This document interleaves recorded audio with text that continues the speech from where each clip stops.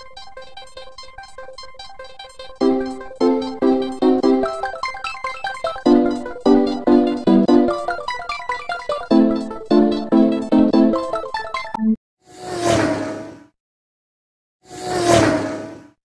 is me, Spoon Beast.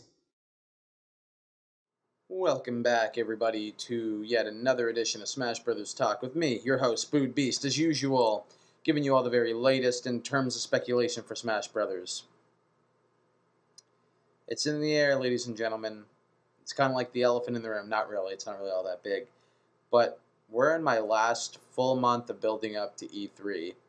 These next few weeks are going to be the last predictions videos before E3 of 2013. So that means we have about 4 predictions videos left. So I'm just choosing the ones I really want to get done beforehand. I have a whole smorgasbord of them left. So if you'd like me to continue them after this, don't be shy to say so. Just giving that a warning right now. And yeah, so let's get on with today's video. This is actually a multi-requested video, one of 2 that I'm going to be doing. I wanted to do this one more, so then other multi-requested videos being pushed until next week.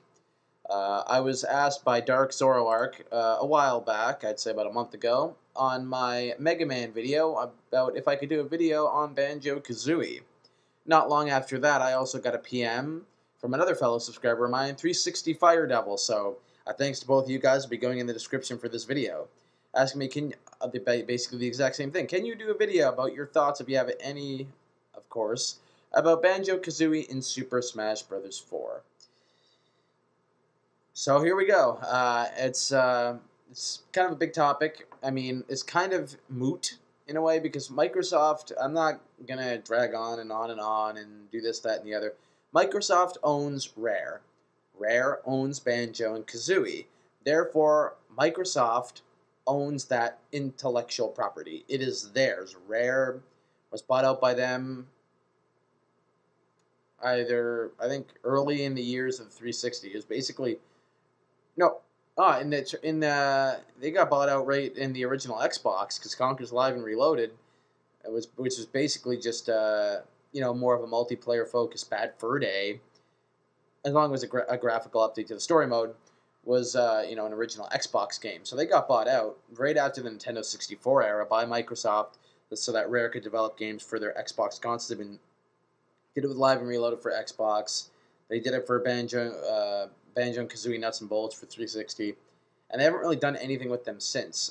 Donkey Kong ended up being shipped off to new developers for the GameCube and Wii games that have been made for that franchise. So a lot of people don't really like the fact that Microsoft owns Rare because they're not really doing anything with them. Although Viva Pinata was really good too, and that came up for the 360, I believe, and it was kind of like their first big innovation on an Xbox console. Even though it ended up going to a DS port later on, and like a little spin-off sort of thing, Viva Pinata was introduced for the Xbox franchise, which is kind of Rare's one big kind of punching powerhouse in terms of developing something unique for the Xbox, because Conker was already established on the Nintendo 64. Banjo and Kazooie were also both established on the Nintendo 64, and then Viva Pinata is like the one franchise that Rare actually established on the Xbox. So with that being said, it doesn't look good for Banjo and Kazooie to appear in a Smash Brothers game because they are intellectual property of Microsoft. Now, the only way this would ever happen, and I don't think it's going to happen for the 4th game, is like if Nintendo were to buy the rights to Banjo and Kazooie from Rare, basically, and asked if they want to do that. But, they haven't really done anything with the franchise, and on top of that, it's already made its Xbox debut, not too long ago back now. So, it seems kind of iffy. It seems, not even iffy, I really doubt that Banjo and Kazooie are going to be in the game, but let's not sugarcoat anything here. They'd make perfect fits in the game. Having Banjo just kind of use Kazooie the bird for everything that he does in the game. Like he basically, I think all your attacks would go through. Some of your attacks would go through him. Others would be through Banjo. The bear's brute strength. Yeah, but a lot of the innovation would come with how you would use Kazooie in combat. Whether you use them as like just like kind of like club people with them, which is basically like most of the things you can do. Maybe you could slingshot him at people. Just everything you can kind of do in the games. Maybe he can help you with your recovery. Kind of grab onto his leg while he struggles and flies and keeps you up. There's many different things you could do. I mean, the two is a combination. I wouldn't say it needs to go Olimar-esque, which means like you gotta completely rely on Kazooie for your moves. Because Banjo, he's a fucking big ass bear. I mean, he's got brute strength. Yeah, that can back up at least 50% of the arsenal, if not 75. So Kazooie will have to come and play. I would say, make it interesting. You could push it to about 50% of how he attacks, but you could also limit it with just like a quarter of his attack base. Like I would say Kazooie would be used for side smashes, like extra clubs. He'd be used for special B moves like a recovery, maybe even a side B. Just stuff like that in general. Because a lot of the fighting would definitely be based on Banjo and him punching and using his strength to combat others.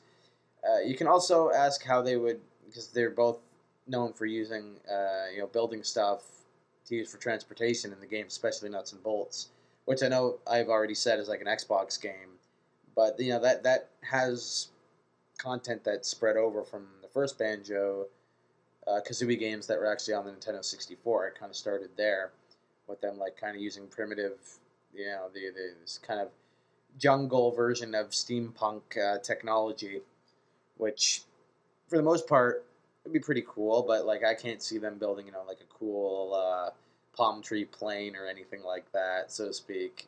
It'd be really interesting actually, but does it have any kind of likelihood of happening? Yeah, not really, but so is the idea of them being incorporated into the game as actual playable characters, unless Nintendo actually fights for them, which they have, and they let all of Rare's property that wasn't Donkey Kong. Donkey Kong wasn't theirs to begin with. I mean, they just developed them after they became a second party to Nintendo, and they started developing Donkey Kong Country on the Super Nintendo. That franchise. The Conkers and the Banjos of the world and the Viva Pinatas, which ended up being on Xbox, that's all Rare's own original stuff. Which, it's really sad. I mean, this kind of goes beyond Smash Brothers, but it's really sad kind of see Rare not being used properly. I mean, they had the one Conquer Live and Reloaded, which is basically just an Xbox port with more multiplayer for the original Xbox. They had Viva Pinata on the 360, and then they had the nuts and bolts Banjo-Kazooie game. But since those two releases on the 360, and these have been years ago, at least 5-6 years ago, dating back to both of them, 5 for Banjo, 6 or 7 for Viva Pinata, nothing's really been done with the development company. They might have some stuff planned, but I mean, a 5-year drought of not having any games, I mean, that sucks. And throughout my childhood, Rare Ware, when it was known as, when they were a Nintendo second party, Donkey Kong Country, that's a good portion of my childhood. Banjo-Kazooie for the Nintendo 64 is a good portion of it too. And everybody loved Conker's Bad Fur Day. We weren't allowed to play it back when we were little, like 10, 11, 12 years old, but we played it anyway. We all loved it, and it's probably, I would say, my number one favorite Nintendo 64 game of all time. And that's even including the first Smash Bros. Game, which is probably a distant second. So that's saying a lot about how much I enjoy playing it. I felt like I found myself a copy. It's like the rarest Nintendo 64 game in the history of humanity. But you see, it's very disappointing to see such a great company basically take a back seat to what the Xbox offers its gamers, essentially, which is a lot of shooting, a lot of Xbox Live catering, and Call of Duty this, Halo that, maybe an FPS there, third-person shooter over here. How about a little bit of survival horror to mix it up, but it's still you shooting things, even though it's zombies instead of soldiers that are coming after you. But let's also incorporate that into Call of Duty games as well. So enough of me ranting about Microsoft owning Rare. We're talking about Banjo and Smash. So would Banjo and Kazooie make a great pairing in Smash Bros? Absolutely. Is their move set in a limit? You can do everything. You could kick rocks at people, and even for recoveries, you can have different ones. Maybe you can build a makeshift plane in midair and fly back. You can use Kazooie can fly you back barely, to the edge of the screen. It'd be pretty weak, but that'd be the point. mean, there are weak recoveries in Smash. Just there's so much potential. A lot of the side smashes between the two of them, like kind of tag teaming against the opposition, would be fun to watch, and I'd like to see the animations they pull off. Like, it's been years since I've played the games, so I don't really know what would be the best moves. I mean, I forget a lot of them, but they're based off the attacks. But, you got to incorporate Kazooie in there somehow. You got to make him, the side smash and the special B attacks. You got to add in Banjo's bear strength. I mean, it would make no sense for him to completely use Kazooie like Olimar used Pikmin. At least that makes sense. Olimar's a little guy who's using, like, the Pikmin's certain powers to aid him in battle. I mean, Banjo's a big, strong bear. Why the hell would he need to rely on his little scrawny bird pal in his backpack to, fight a battle for him? You wouldn't. And then, of course, all their gadgets. It's like, do you want to incorporate that into what's going on as well? The way they can fight is limitless and it has so much potential. I don't need to sound like an idiot and not really specify. You all know what you want to see out of these two characters. I know what I want to see vaguely, and that's all I really care about, because it's all about fantasizing. It's all about seeing what you want to see and just hoping. I mean, if they ended up making it, it'd probably be the biggest surprise in Smash Bros. History. But the reality situation is that they're owned by Rare, who are owned by Microsoft, and they are intellectual property for that of the Xbox consoles. So, am I for them being in Smash Brothers? Yes. Do I think it has any chance in hell of happening? No. It's sad. I'm all for the idea of them being newcomers. I'm all for the idea of them taking a third-party slot. But both are just not in the realm of any sort of possibility of happening, as Rare wouldn't even count as a third-party developer to Nintendo. They are strictly a second-party developer for Microsoft's Xbox consoles. So anyway, you give me your opinions on what you think of Banjo and Kazooie being a potential pairing in Super Smash Bros. 4. Would you like to see it? If so, yes.